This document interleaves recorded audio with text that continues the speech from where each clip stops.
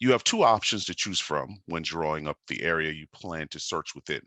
One, create a shape, or two, freehand.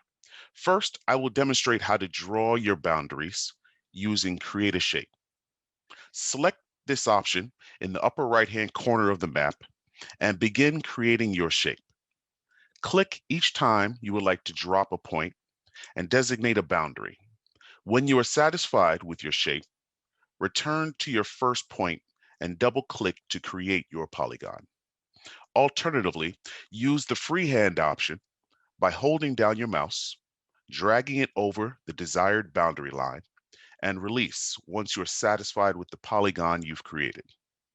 Once you've created your shape, you can further refine your search results by zip code, neighborhood, classification, zoning, year built, recent sales or listings, no recorded sales, or you can add any distressed property filter to identify list pendants, auctions, and bank-owned properties within your shape.